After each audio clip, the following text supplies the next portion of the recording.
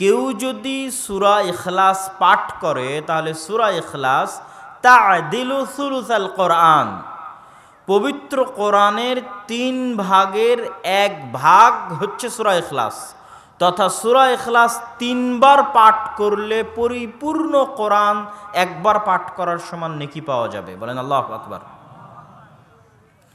অথচ সূরা ইখলাস 2 লাইনের ছোট্ট সূরা। এই সূরার মধ্যে না আল্লাহ সুবহানাহু তাআলা তার গতানুগতিক স্বভাব অনুযায়ী না মানুষের উপর তার নেয়ামতের বর্ণনা দিয়েছেন, না অতীতের ইতিহাস বর্ণনা করেছেন, না জান্নাত এবং জাহান্নামের বর্ণনা দিয়েছেন। এই পুরো 2 লাইনের ছোট্ট সূরায় আল্লাহ সুবহানাহু তাআলা শুধু তার নিজের পরিচয় দিয়েছেন, তার গুণ বলেছেন। তো তার গুণ এবং তার নামের পাওয়ার এটাই যে শুধু তার গুণাবলী এবং নাম থাকার কারণে ছোট্ট সূরা 3 বার পড়লে কোরআন একবার পড়ার সমান হয়ে যাবে। এটা আল্লাহ সুবহানাহু ওয়া তাআলার নামের বরকত, গুণের বরকত। কুল হুয়াল্লাহু আহাদ আল্লাহুস সামাদ লাম ইয়ালিদ ওয়া লাম ইউলাদ ওয়া লাম ইয়াকুল লাহু কুফুয়ান আহাদ, এই প্রত্যেকটিতেই আল্লাহ সুবহানাহু ওয়া তাআলার গুণ বলা হয়েছে। ঠিক তেমনি রাসূলুল্লাহ সাল্লাল্লাহু আলাইহি ওয়াসাল্লাম বলেছেন যে কেউ যদি আয়াতুল কুরসি পাঠ করে দুবুরা কুল্লি সালাতিন, প্রত্যেক ফরজ সালাতের পরে, তাহলে জান্নাতে যেতে তাকে কোনো কিছুই বাধা দিবে না ইল্লাল মাউত, তার মৃত্যু ব্যতীত। কেউ যদি 5 ওয়াক্ত সালাতের পরে নিয়মিত সূরা আয়াতুল কুরসি, সূরা বাকারার আয়াতুল কুরসি পাঠ করে তাহলে সে জান্নাতে গেছেই, এখনো যায়নি এই জন্য যে সে মারা যায়নি। আল্লাহু আকবার। এই আয়াতুল কুরসির শুরু থেকে নিয়ে শেষ পর্যন্ত আল্লাহ সুবহানাহু তাআলা শুধু তার নাম এবং তার গুণাবলী বর্ণনা করেছেন। আল্লাহু লা ইলাহা ইল্লা হুয়াল হাইয়ুল কাইয়্যুম। আল্লাহ কে তোমরা জানো? আল্লাহর পরিচয় লা ইলাহা ইল্লা হু, যিনি ব্যতীত ইবাদতের যোগ্য কোনো মাবুদ, কোনো ইলাহ নেই। তিনি কে জানো? আল হাই আল কাইয়্যুম, চিরঞ্জীব, চিরস্থায়ী, যার কোনো মৃত্যু নাই, যার কোনো ধ্বংস নাই। পৃথিবীতে অবস্থান করা প্রতিটি জিনিসের মৃত্যু আছে এবং ধ্বংস আছে। লা তাখুযুহু সিনাতুন ওয়ালা নাওম। আল্লাহ কে জানো? যাকে তোমাদের মতো তন্দ্রা, নিদ্রা, ক্লান্তি স্পর্শ করে না। কোনো মানুষকে বলো বিনা ঘুমে 1 সপ্তাহ, 1 মাস, 1 বছর কাটিয়ে দিতে, মানুষের পক্ষে সম্ভব নয়। কোনো মানুষকে বলো ক্লান্তিবিহীন টানা কাজ করে যেতে, করতেই থাকছে, মানুষের পক্ষে সম্ভব নয়। তথা মানুষ মুখাপেক্ষী, মানুষ দুর্বল। ইন্নাল ইনসানা খুলিকা হালুআ, মানুষকে দুর্বল করে সৃষ্টি করা হয়েছে। কিন্তু আল্লাহ সুবহানাহু ওয়া তাআলা এগুলো সকল কিছু থেকে তিনি অমুখাপেক্ষী, তথা তিনি এগুলো কোনোটারই মুখাপেক্ষী নন। এগুলো আল্লাহর গুণ। মান যাল্লাযী ইয়াশফাউ ইনদাহু ইল্লা বিইযনিহি, এমন কি কেউ আছে পৃথিবীতে ক্ষমতাশালী, দাপটওয়ালা, বিত্তশালী, টাকা পয়সাওয়ালা, বড় নেতা, বড় এমপি, বড় মন্ত্রী, বিশ্বের শাসক, দেশের শাসক, মান যাল্লাযী ইয়াশফাউ ইনদাহু ইল্লা বিইযনিহি, যার ক্ষমতা আছে, যার সাহস আছে যে আল্লাহর সামনে দাঁড়িয়ে কথা বলবে আল্লাহর অনুমতি ছাড়া? এটা আল্লাহর চ্যালেঞ্জ। আল্লাহ এই চ্যালেঞ্জ আয়াতুল কুরসির মধ্যে দিচ্ছেন। এগুলো সবই আল্লাহ সুবহানাহু ওয়া তাআলার ক্ষমতা, আল্লাহ সুবহানাহু ওয়া তাআলার পাওয়ার, আল্লাহ সুবহানাহু ওয়া তাআলার গুণ, আল্লাহ সুবহানাহু ওয়া তাআলার জ্ঞান। এগুলোর বর্ণনা এই পুরো আয়াতুল কুরসির মধ্যে আল্লাহ সুবহানাহু ওয়া তাআলা দিয়েছেন। এই জন্য আয়াতুল কুরসির এত ফজিলত, এই জন্য আয়াতুল কুরসির এত ক্ষমতা, এই জন্য আয়াতুল কুরসির এত পাওয়ার। কিন্তু আমাদের উদ্দেশ্য হচ্ছে এই আয়াতুল কুরসির মাধ্যমে এই সূরা ইখলাসের মাধ্যমে আপনাদেরকে বুঝানো যে আল্লাহর নাম এবং আল্লাহর গুণাবলীর গুরুত্ব তাৎপর্য কতখানি। সম্মানিত উপস্থিতি, এই জন্য রাসূলুল্লাহ সাল্লাল্লাহু আলাইহি ওয়াসাল্লাম বলেছেন, আন আবি হুরায়রা রাদিয়াল্লাহু তাআলা আনহু আন্নাহু ক্বাল, আবু হুরায়রা রাদিয়াল্লাহু তাআলা আনহু থেকে বর্ণিত তিনি বলেন, রাসূল সাল্লাল্লাহু আলাইহি ওয়াসাল্লাম বলেছেন, ইন্না লিল্লাহ 99 আসমা মান আহসাহা দাখালাল জান্নাহ। তোমরা জেনে রাখো আল্লাহর 99টি নাম রয়েছে, কেউ যদি এই 99টি নাম আয়ত্ত করে নেয় সে জান্নাতে চলে গেছে। আল্লাহু আকবার। বুখারীর হাদিস, সহিহ হাদিস। আল্লাহ সুবহানাহু তাআলার নাম এবং গুণাবলী আয়ত্ত করার ফজিলত। আয়ত্ত করা মানে কি? আমি মুখস্থ করা বলিনি।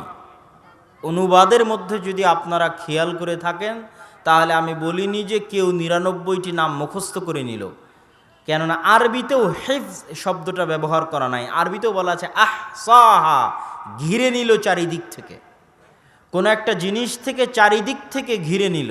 মান আহসাহা, এই পুরো 99টি নামকে যে আয়ত্ত করলো, ইবনুল কাইয়িম রাহিমাহুল্লাহ লিখছেন যে এই আল ইহসা, আল্লাহর নামেকে আয়ত্ত করা, মুখস্থ করা, যেটাই বলি, এটার কয়েকটি ব্যাখ্যা আছে যে কিভাবে আমরা আল্লাহ সুবহানাহু তাআলার নামের ইবাদত করব। আল্লাহ সুবহানাহু তাআলার নামের ইবাদত করতে গিয়ে ইবনুল কাইয়িম রাহিমাহুল্লাহ বলেছেন, এক, আমরা এই নামগুলো দিয়ে আল্লাহ সুবহানাহু তাআলার নিকটে দোয়া করব।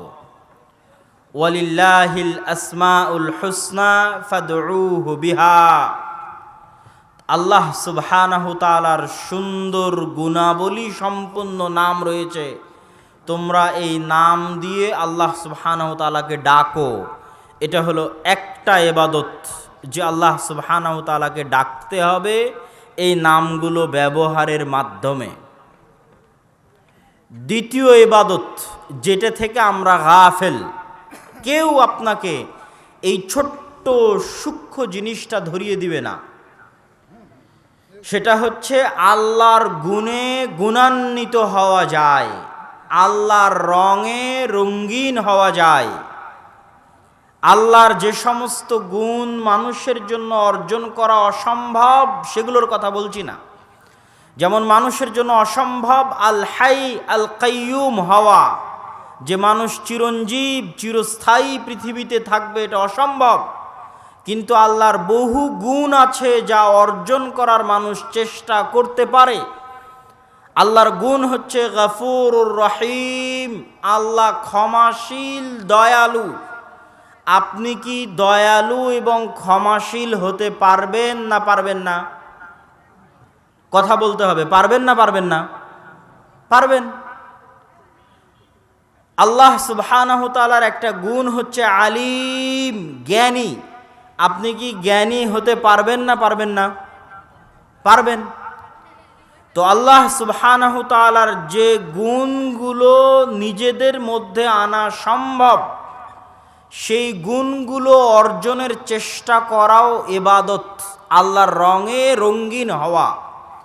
এবং এর যেটা সবচেয়ে বড় ফজিলত, যে মানুষের মধ্যে আল্লাহর যেই গুণের বহিঃপ্রকাশ যত বেশি হবে, আল্লাহর ওই গুণের বহিঃপ্রকাশ ওই মানুষের উপরে তত বেশি হবে। যেমন আপনি যত বেশি মানুষকে ক্ষমা করবেন, আল্লাহ সুবহানাহু ওয়া তাআলা আপনাকে তত বেশি ক্ষমা করবে। আপনি যত বেশি পরিমাণে মানুষের উপর দয়া করবেন, তাহলে আল্লাহর একটি গুণের বহিঃপ্রকাশ আপনার মধ্যে দেখা যাচ্ছে, দয়া। তো আল্লাহর ওই গুণ, দয়ার বহিঃপ্রকাশ আপনার উপর ঘটবে তার চাইতেও বেশি আকারে, বেশিভাবে। আর আপনার দয়া তো সীমিত, লিমিটেড। আল্লাহ সুবহানাহু ওয়া তাআলা যদি আপনার দয়া করা দেখে খুশি হয়ে আল্লাহ দয়া করেন, তাহলে আল্লাহ সুবহানাহু ওয়া তাআলার দয়া হচ্ছে আনলিমিটেড, যার সাথে কোনো কিছুর তুলনা সম্ভব নয়। এই জন্য রাসূলুল্লাহ সাল্লাল্লাহু আলাইহি ওয়াসাল্লাম বলেছেন, ইরহামু মান ফিল আরদি ইয়ারহামুকুম মান ফিস সামা। তোমরা আল্লাহর দয়া পেতে চাও, তাহলে দুনিয়াতে যারা আছে তাদের উপর তোমরা দয়া করো। দুনিয়াবাসীর উপর যদি তোমরা দয়া করো, আল্লাহ তোমাদের উপর দয়া করবে। কিন্তু আমাদের চরিত্র সম্পূর্ণ উল্টা। আমরা সকাল সন্ধ্যা আল্লাহকে বলছি, আল্লাহ আপনি ক্ষমা করেন, কিন্তু আমার অফিসের অধীনস্থ কর্মচারী ভুল করলে আমি তাকে ক্ষমা করতে পারছি না। আমার স্ত্রী ভুল করলে আমি তাকে ক্ষমা করতে পারছি না। আমার বাড়ির কাজের লোক ভুল করলে আমি তাকে ক্ষমা করতে পারছি না। যেখানে আমি মানুষকে ক্ষমা করতে পারছি না, সেখানে কোন লজ্জায়, কোন শরমে আমি আল্লাহর কাছে ক্ষমা চাই যে আল্লাহ আমার অপরাধকে ক্ষমা করে দিবে? যেখানে আমি আমার বাড়ি থেকে প্রতিদিন ফকির এবং মিসকিনকে তাড়িয়ে দিচ্ছি, অসহায় মানুষের প্রতি দয়া দেখাতে পারছি না, সেখানে কোন লজ্জায় আমি চাই যে আল্লাহ আমার প্রতি দয়া করবেন? আল্লাহর একটি গুণ আছে, আর রাজ্জাক। আপনি যত বেশি মানুষকে রিজিক দিবেন, আল্লাহ আপনার রাজ্জাক গুণের বহিঃপ্রকাশ আপনার উপর তত বেশি আকারে ঘটাবে। আপনি যদি মানুষকে রিজিক দিতে কার্পণ্য করেন, তো আল্লাহ আপনাকে রিজিক দিতে কার্পণ্য করবে। কিন্তু আপনার রিজিক দেওয়া সীমাবদ্ধ, আর আল্লাহর রিজিক দেওয়া আনলিমিটেড। সম্মানিত উপস্থিতি, আমি আমার বক্তব্য দীর্ঘায়িত না করে সংক্ষিপ্তভাবে আল্লাহ সুবহানাহু তাআলার 4টি নামের ব্যাখ্যা করে আমি আমার বক্তব্যের শেষের দিকে যাওয়ার চেষ্টা করব ইনশাআল্লাহুল আজিজ। আল্লাহ সুবহানাহু তাআলার একটি নাম হচ্ছে আস-সামাদ। আর আমার ছোট্ট গবেষণায় আমি বুঝেছি, ইসমে আজম বলতে যা বুঝায় সেটাই আস-সামাদ। এই জন্য যে ইসমে আজম নামে যত দোয়া আছে, ওই প্রতিটি দোয়ার মূল অংশটা হচ্ছে আস-সামাদ। দ্বিতীয়ত, এই আস-সামাদ নাম আল্লাহ সুবহানাহু তাআলা পবিত্র কোরআনে একবারই ব্যবহার করেছেন, সূরা ইখলাসের মধ্যে, আস-সামাদ। তৃতীয়ত, আস-সামাদ নামের উচ্চারণ তার হায়বাত এবং তার প্রভাবের প্রমাণ বহন করে সামাদ নামটার উচ্চারণই। এবং ইসমে আজম সম্পর্কে যত দোয়া আছে, সকল দোয়ার মূল অংশ হচ্ছে আস-সামাদ। কুল হুয়াল্লাহু আহাদ, আল্লাহুস সামাদ। সামাদ কি? সামাদকে বাংলায় আমরা বিভিন্নভাবে অনুবাদ করার চেষ্টা করি, কিন্তু এই সামাদ শব্দের প্রকৃত অনুবাদ বাংলা ভাষায় ফুটিয়ে তোলা অসম্ভব। আমরা সর্বোচ্চ এতদূর লিখতে পারি বাংলায় যে অমুখাপেক্ষী, এতদূর লিখতে পারি, কিন্তু এটা দিয়ে আস-সামাদ নামের পরিপূর্ণ অর্থ ফুটে ওঠে না। আস-সামাদ নামের অর্থের দুটো দিক আছে। এক, আল্লাহ নিজে অমুখাপেক্ষী। দুই, আল্লাহ ব্যতীত বাকি সবাই আল্লাহর মুখাপেক্ষী। এই দুটো দিক একসাথে আস-সামাদের অনুবাদে ফুটিয়ে তোলা যায় না। কিন্তু আস-সামাদের অর্থ হচ্ছে আল্লাহ অমুখাপেক্ষী, কিন্তু আল্লাহ ব্যতীত পৃথিবীতে আর যা কিছু আছে এরা সবাই মুখাপেক্ষী, বনি আদমও মুখাপেক্ষী, এবং বনি আদম আল্লাহর মুখাপেক্ষী সকাল সন্ধ্যায়। আল্লাহ সুবহানাহু তাআলার দ্বিতীয় নাম আমরা সংক্ষিপ্ত করে ব্যাখ্যা করে যাচ্ছি। আল্লাহ সুবহানাহু তাআলার দ্বিতীয় নাম হচ্ছে আল ওয়াকিল। আল্লাহ সুবহানাহু তাআলা পবিত্র কোরআন মাজিদে বহু জায়গায় ওয়াকিল শব্দটা ব্যবহার করেছেন এবং আল্লাহকে ওয়াকিল হিসেবে ধরতে বলেছেন। আমরা ওয়াকিলকে বাংলায় বানিয়ে নিয়েছি উকিল। উকিল শব্দটা পরিপূর্ণ আরবি শব্দ। তাহলে কোর্টে আমরা উকিল কেন ধরি? কোর্টে আমরা উকিল এই জন্য ধরি, আমি যেই কাজটা করতে পারবো না, আমার পক্ষ থেকে সেই কাজটা করার দায়িত্ব আমি উকিলকে দিয়েছি। মানুষ চাইলে নিজেই নিজের মামলা আদালতে গিয়ে লড়তে পারে, এটা আমরা অনেকেই জানি না।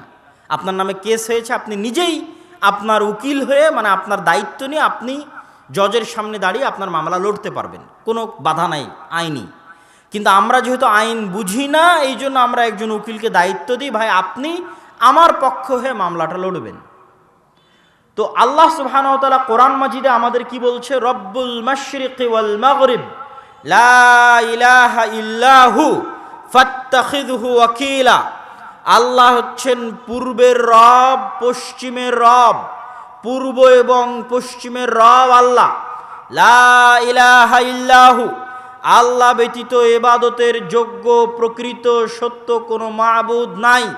ফাত্তাখিযহু ওয়াকিলা, তোমরা আল্লাহকে তোমাদের উকিল, মানে বাংলা ভাষায় উকিল, আরবিতে ওয়াকিল, তোমরা আল্লাহকে তোমাদের ওয়াকিল হিসেবে গ্রহণ করো। আল্লাহর আদেশ পবিত্র কোরআনে যে আল্লাহ আমাদের বলছে যেন আমরা আল্লাহ সুবহানাহু ওয়া তাআলাকে ওয়াকিল হিসেবে গ্রহণ করি। কিন্তু আমরা তো আদালতে মামলায় গিয়ে বুঝি যে উকিল হচ্ছে এই, তাহলে আল্লাহকে ওয়াকিল হিসেবে গ্রহণ করার অর্থ কী? এবং ওয়াকিল নাম থেকে নির্গত শব্দ হচ্ছে তাওয়াক্কুল। যত জায়গায় আল্লাহ সুবহানাহু তাআলা তাওয়াক্কুল করার কথা বলেছেন তত জায়গায় অর্থ এটাই যে ওয়াতাওয়াক্কাল আলাল আজিজির রহিম, তোমরা পরাক্রমশালী দয়ালু আল্লাহকে তোমাদের উকিল বানাও, মানে দায়িত্ব দিয়ে নির্ভর হয়ে যাও।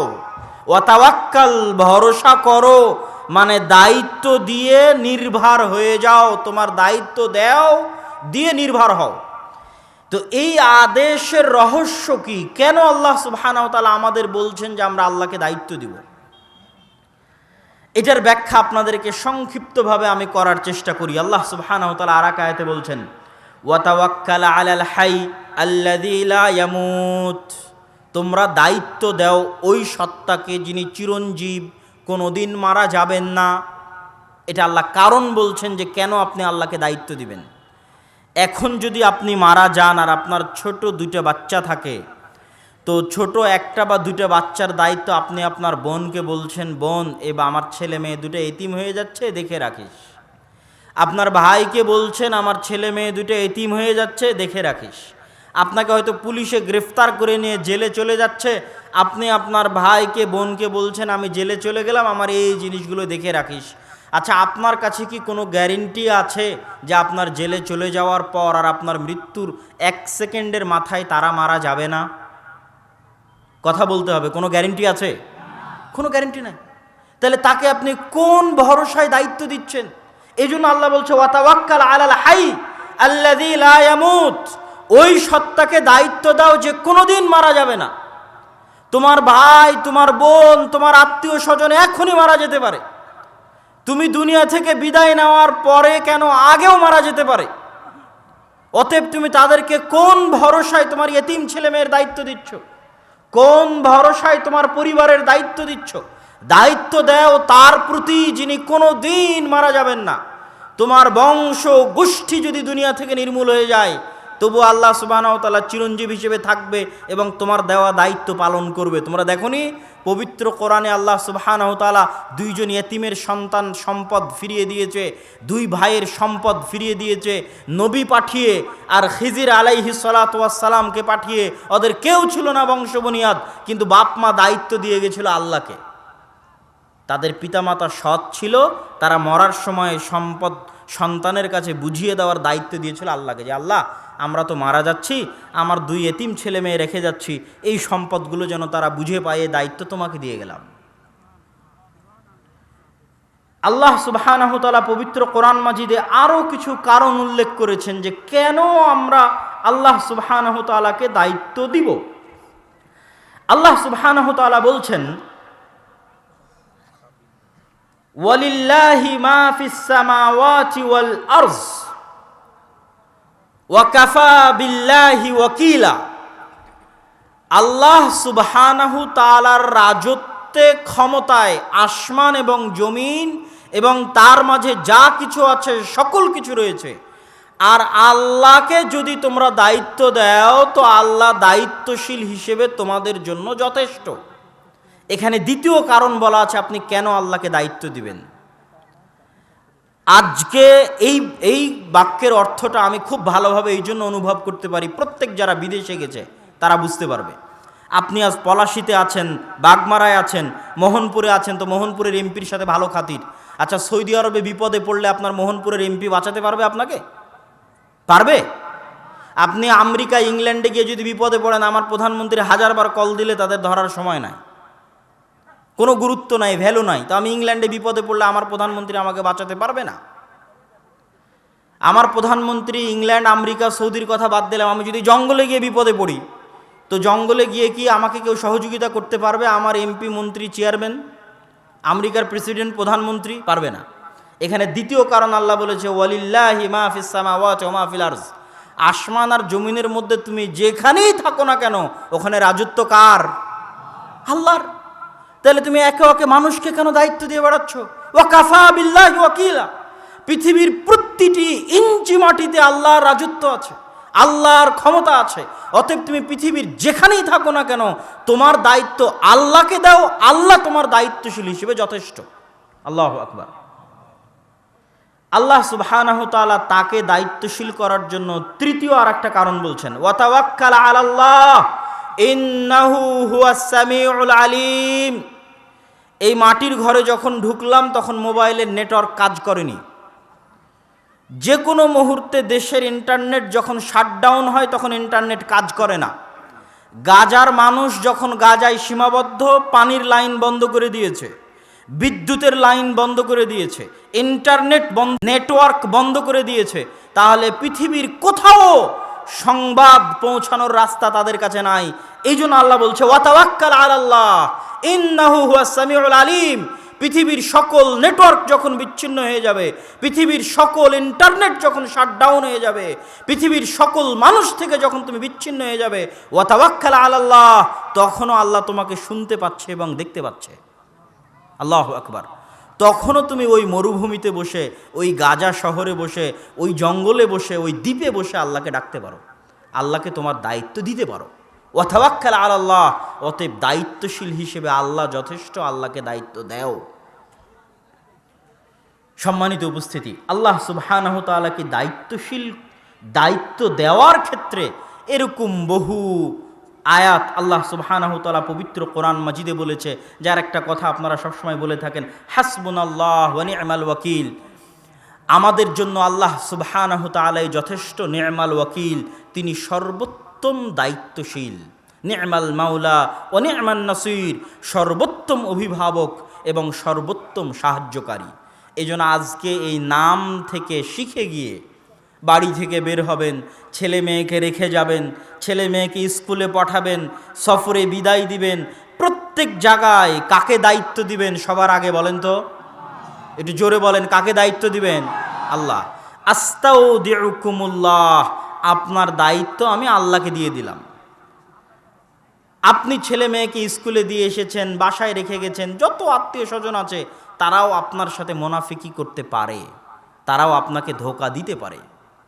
কত চিটাগাংয়ের কিছুদিনের আগের সংবাদ, যে সবচেয়ে বিশ্বস্ত ছিল সেই ওই ছোট্ট মেয়েটাকে জবাই করেছে, জবাই করে সমুদ্রের ধারে ফেলে দিয়ে আসছে। দুনিয়ার কোনো মানুষকে আপনি বিশ্বাস করতে পারবেন না, কিন্তু আল্লাহকে বিশ্বাস করতে পারবেন। এই জন্য সর্বদা মনে রাখতে হবে, প্রত্যেক ধাপে আপনি অন্তরের অন্তরস্থল থেকে আপনার পরিপূর্ণ দায়িত্ব আল্লাহর উপর দিয়ে দেন, এবং আল্লাহ সুবহানাহু তাআলা দায়িত্বশীল হিসেবে যথেষ্ট। আল্লাহ সুবহানাহু তাআলার আরেকটি নাম লতিফ। লতিফ শব্দের অর্থ হচ্ছে সূক্ষ্মদর্শী। সূক্ষ্মদর্শীর দুটো অর্থ। আল্লাহ যে সূক্ষ্মদর্শী তার দুটো অর্থ। এক, আল্লাহ আমাদের অন্তরের কথা সূক্ষ্মভাবে পড়তে পারেন এবং বুঝেন। লতিফুম বিযাতিস সুদূর, পৃথিবীতে কোনো মানুষের অন্তর হুবহু অনুভব করতে পারে না। আপনার বাপ মাকে আপনি যেই পরিমাণ ভালোবাসেন, আপনার স্ত্রীর অন্তরে ওই ভালোবাসা কপি পেস্ট করে দিতে পারবেন না। এটা কম্পিউটারের সফটওয়্যার নয় যে কপি করে পেস্ট করে দিলেন তাহলে আপনি যেমন ভালোবাসছেন আপনার বাপ মাকে, আপনার স্ত্রীও তেমন ভালোবাসবে, এটা হয় না। পৃথিবীতে এই টেকনোলজি, এই সফটওয়্যার নাই। তাহলে আপনি যখন খুব দুঃখে, তখন আপনার দুঃখ হুবহু বুঝতে পারার মতো দুনিয়াতে কেউ নাই। আর আপনি যখন খুব আনন্দে, তখন আপনার খুশি হুবহু বুঝতে পারার মতো দুনিয়াতে কেউ নাই। তাহলে দুনিয়ার প্রতিটা মানুষ একক, তার সুখ এবং তার দুঃখ নিয়ে একক। সে যখন কঠিন বিপদে তখনও একক। আপনার স্ত্রী আপনার বিপদ বুঝতে পারবে না, আপনার মতো করে অনুভব করতে পারবে না, আপনার বাপ আপনার মতো করে অনুভব করতে পারবে না। কিন্তু লতিফুম বিযাতিস সুদূর, একমাত্র হুবহু আপনার মতো করে অনুভব করতে পারবে কে বলেন তো? মানে আপনি যেই পরিমাণ কষ্টে আছেন হুবহু ওই কষ্ট ওইভাবে অনুভব করতে পারবেন একমাত্র আল্লাহ। ওই আনন্দ, ওই খুশি হুবহু ওইভাবে একমাত্র অনুভব করতে পারবেন আল্লাহ। এটা গেল একটা অর্থ, যে আল্লাহ হচ্ছেন লতিফ, সূক্ষ্মদর্শী।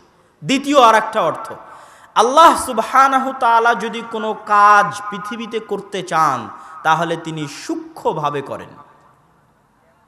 আল্লাহ সুবহানাহু তাআলা কোনো কাজ হুমজিক্যালি, হঠাৎ, ইনস্ট্যান্ট আল্লাহ সুবহানাহু তাআলা কোনো পদক্ষেপ গ্রহণ করেন না। আচ্ছা, ইউসুফ আলাইহিস সালাতু ওয়াস সালাম যখন 7 বছর জেলে, তখন আল্লাহ কি ফেরেশতা পাঠিয়ে জেলের দেওয়াল ভেঙে ইউসুফ আলাইহিস সালামকে বের করতে পারেন না? পারেন না? পারেন। যেটা আল্লাহ সুবহানাহু তাআলার কাছে কিছুই না। যখন ফেরাউন অত্যাচার করছে 300-400 বছর বানু ইসরায়েলের ওপর, তো আল্লাহ কি ফেরাউনকে মৃত্যু দিতে পারে না? পারে না? পারে না? পারে। কিন্তু আল্লাহ সুবহানাহু তাআলার কোনো পদক্ষেপ ইনস্ট্যান্ট নয়, সাথে সাথে নয়। আল্লাহ সুবহানাহু তাআলা যেটা করেন খুবই সূক্ষ্মভাবে করেন। এটার একটা প্রমাণ দিই। এটার প্রমাণ কোরআনের একটি আয়াত থেকে দিই। সেটা হচ্ছে ইউসুফ আলাইহিস সালাতু ওয়াস সালাম স্বপ্নে দেখলেন, ইয়া আবাতি ইন্নী রাআইতু আহাদা আশারা কাওকাবা, হে আমার বাবা, আমি দেখছি 11টা তারকা আমাকে সিজদা করছে। তো এই 11টা তারকার সিজদার বাস্তবায়ন 1 সেকেন্ডে সম্ভব। 1 সেকেন্ডে সম্ভব যে ওনার 11 ভাই ওনাকে এসে সিজদা করবে, ব্যাস হয়ে গেল। কিন্তু এই 11টা তারকা সিজদা করবে ওনাকে, এটা বাস্তবায়ন হতে সময় লাগলো 40 বছর। এবং ওই 40 বছরে ইউসুফ আলাইহিস সালাতু ওয়াস সালাম কুয়াতে নিক্ষিপ্ত হলেন, কুয়া থেকে উঠে বাজারে বিক্রি হলেন, কৃতদাস হিসেবে মানুষের বাড়িতে কাজ করলেন, মিথ্যা অপবাদে জেলখানায় গেলেন, জেলখানা থেকে বের হয়ে মন্ত্রী হলেন। তারপরে তার ভাইয়েরা তার কাছে আসলো, তখন এবার তার ভাইয়েরা তাকে সিজদা করলো। তখন কোরআন বলছে, কোরআনে আল্লাহ বলছে যে ইউসুফ আলাইহিস সালাতু ওয়াস সালাম বলছেন, ইন্না রব্বি লাতীফুল লিমা ইয়াশা। এই যে আমার ভাই 11 ভাই আমাকে সিজদা করলো, এটা হচ্ছে ওই স্বপ্নের ব্যাখ্যা। হাদা তা'বীলু রুইয়া, আমার স্বপ্নের ব্যাখ্যা। কিন্তু আমার প্রতিপালক খুবই সূক্ষ্মদর্শী, তিনি ইনস্ট্যান্ট 1 ধাপে 1 মিনিটে কোনো কাজ করেন না, তার প্রতিটা কাজ সূক্ষ্ম। এই জন্য আপনি যখন দেখছেন আপনার সামনে ঘন বিপদ, তো হতাশ হওয়ার কিছু নাই। এই বিপদ এক সময় কেটে গিয়ে ভালো দিন আসবে, যেটা আপনি জানেন না, কেননা আল্লাহ সাথে সাথে আপনার ওই বিপদ দূর করবেন না। এর জন্য আল্লাহ সুবহানাহু তাআলা পৃথিবীতে ওসিলা তৈরি করবেন, ওয়াসাইল তৈরি করবেন। ফেরাউনকে ডুবিয়ে মারার জন্য আল্লাহ ওয়াসাইল তৈরি করেছেন। মুসা আলাইহিস সালামকে পাঠিয়েছেন, দীর্ঘদিন যাবৎ মুসা আলাইহিস সালামকে লালন পালন করেছেন। তারপরে মুসা আলাইহিস সালামের সাথে কত ঘটনা, জাদুকরদের ঘটনা, 9-10 রকমের আযাব ফেরাউনের উপর, ফেরাউনের ঈমান না আনয়ন করা, সব মিলিয়ে একটা সময় মুসা আলাইহিস সালাম যখন পালিয়ে যাচ্ছেন, তারপরে তখন ফেরাউন সেখানে ডুবে মারা যাচ্ছে। তো কোনো কিছু আল্লাহ সুবহানাহু তাআলা ইনস্ট্যান্ট সাথে সাথে বাস্তবায়ন করবেন না, তিনি বাস্তবায়নের সূক্ষ্মদর্শী। মানুষও বুঝতে পারবে না যে আল্লাহ সুবহানাহু তাআলা এই কাজ কিভাবে করবেন। আজকের আমাদের আলোচনার আল্লাহর গুণাবলীর শেষ নাম আশ-শাকুর, আল্লাহ সুবহানাহু তাআলা শুকরিয়া আদায়কারী। আজকে আপনারা এই অনুষ্ঠানে দূর দূরান্ত থেকে এসেছেন, তো আমি আপনাদের শুকরিয়া আদায় করছি। আপনি আমাকে বিপদে সহযোগিতা করলে আমি আপনার শুকরিয়া আদায় করব, আমি আপনার করলে আপনি আমার শুকরিয়া আদায় করবেন। তো আমরা আল্লাহর কি উপকার করেছি যে আল্লাহ আমাদের শুকরিয়া আদায় করবে? আমার প্রশ্ন কি বুঝতে পারছেন? আল্লাহ যে তার নাম বললেন যে আল্লাহ হচ্ছেন শাকুর, শুকরিয়া আদায়কারী, তো আমরা আল্লাহর কি উপকার করলাম আর আমাদের কি উপকার করার সামর্থ্য আছে যে আল্লাহ আমাদের শুকরিয়া আদায় করবেন? নাই। আমাদেরকে আল্লাহ সুবহানাহু তাআলার নিকটে কোনো উপকার পৌঁছানোরও সামর্থ্য নাই, কোনো ক্ষতি পৌঁছানোরও সামর্থ্য নাই। তাহলে আল্লাহ শুকরিয়া আদায় করবেন কিসের? আল্লাহ শুকরিয়া আদায় করবেন আমরা দুনিয়াতে থাকা আল্লাহর বান্দাদের যে সহযোগিতা করব ওটার। কথা মনে হয় বুঝতে পারেননি। আল্লাহ পৃথিবীর এই লজিকটা আমাদের লজিকের বাইরের ভিন্ন লজিক। আমাদের দুনিয়ার লজিক হচ্ছে আমি তাকে সহযোগিতা করেছি তো সে আমার শুকরিয়া আদায় করবে। আল্লাহ বলছে না, তুমি তার থেকে শুকরিয়া আদায়ের আশা রাখিও না। আমি ওয়াদাবদ্ধ তোমার সাথে, তুমি বনি আদমের সহযোগিতা করো, বনি আদম তোমার সহযোগিতার নিমক হারামি করুক, বনি আদম তোমার সহযোগিতার উল্টা প্রতিদান দিক, বনি আদম তোমার সহযোগিতার বিপরীতে তোমাকে লাথি দিক, এই চিন্তা করে তোমরা কাউকে সহযোগিতা করিও না যে আমি পাল্টা তার কাছ থেকে ধন্যবাদ এবং ভালো ব্যবহার পাবো। তোমরা আমার ওয়াদা শুনে রাখো যে তোমরা মানুষকে সহযোগিতা করো, আমি তোমাদের শুকরিয়া আদায়কারী। আল্লাহু আকবার। এই জন্য ওই মহিলা যখন পতিতালয়ের মহিলা যখন কুকুরকে পানি পান করালো, দুনিয়ার লজিকে শুকরিয়া হচ্ছে কুকুর ওই মহিলার আনুগত্য করবে, এবং করেও কুকুর। তার মনিব যে তাকে সহযোগিতা করবে, যে তাকে খাওয়াবে, তারও আনুগত্য করবে। কিন্তু আল্লাহর লজিক হচ্ছে যে এই মহিলা যেহেতু আল্লাহর একটা সৃষ্টিজীবকে সহযোগিতা করলো, তো এখন এই মহিলার শুকরিয়া আদায় কে করবে? আর আল্লাহর শুকরিয়া আদায়ের কোনো লিমিট আছে? কোনো লিমিট নাই। তো আল্লাহর শুকরিয়া আদায় স্বরূপ বললেন, তোমার সব গুনাহ ক্ষমা, তুমি জান্নাতে। আল্লাহু আকবার। এই জন্য কখনো আত্মীয় স্বজন, ভাই বোন, পাড়া প্রতিবেশী কারো প্রতি অন্তরে সংকীর্ণতা রেখে সহযোগিতা থেকে বিরত থাকবেন না। আপনি সহযোগিতা করবেন, আপনার শুকরিয়া আদায় করবে আল্লাহ।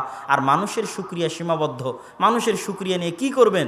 মানুষ 100 টাকা দিয়ে শুকরিয়া আদায় করবে, 500 টাকা দিয়ে শুকরিয়া আদায় করবে, আর আল্লাহ সুবহানাহু ওয়া তাআলা কীভাবে আপনার শুকরিয়া আদায় করবে আপনি নিজেও জানেন না। সুতরাং আল্লাহর শুকরিয়ার আশায়, আল্লাহর কাছ থেকে প্রতিদান পাবেন এই আশায় মানুষকে সহযোগিতা করতে হবে। সম্মানিত উপস্থিতি, আমি আমার বক্তব্যের শেষের দিকে গিয়ে আপনাদেরকে উদাত্ত আহ্বান জানাতে চাই যে আল জামিয়া সালাফিয়া ডাঙ্গিপাড়া পবা রাজশাহীতে আগামী 23 ও 24 নভেম্বর 23 ও 24 নভেম্বর তথা এক সপ্তাহ পরেই সালাফি কনফারেন্স আছে। দেশ এবং বিদেশের আলিম ওলামাগণ উপস্থিত থাকবেন। উক্ত সালাফি কনফারেন্সের প্রচার প্রসার সহ বিভিন্ন এলাকা থেকে আপনাদের অংশগ্রহণ করার উদাত্ত আহ্বান জানাচ্ছি। পাশাপাশি আজকে যদি মাসিকাল ইরতেসাম সহ আমাদের বই পুস্তক থাকে, সেগুলো মূল্যায়ন করার চেষ্টা করবেন। এই আহ্বান আপনাদের সামনে রেখে আমাদের দাওয়া ইলাল্লাহর মসজিদ ভিত্তিক মক্তবের কার্যক্রম সম্পর্কে আপনারা অবগত আছেন, এবং মসজিদ ভিত্তিক মক্তবের কার্যক্রম যেভাবে পরিচালনা হচ্ছে, আপনারা আল্লাহর কাছে দোয়া করবেন আল্লাহ যেন এটাকে কবুল করে। আল্লাহুম্মা আমিন।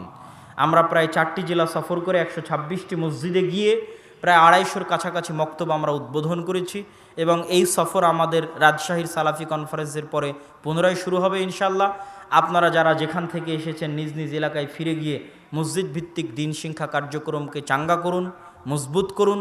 যে মসজিদে মক্তব আছে সেই মক্তবকে কীভাবে উন্নত করা যায়, আমাদের সাথে যোগাযোগ করে আমাদের সিলেবাস নিয়ে, আমাদের যে ম্যানেজমেন্ট সিস্টেম আছে সেটা নিয়ে সেই মসজিদের মক্তবগুলোকে উন্নত করুন, এবং মুসলমানদের সন্তানের দিন শিক্ষার ব্যবস্থাকে নিশ্চিত করুন। আপনাদের সামনে এই দাবি, এই দাওয়া রেখে আমি আমার সংক্ষিপ্ত বক্তব্য এখানেই শেষ করছি। আসসালামু আলাইকুম।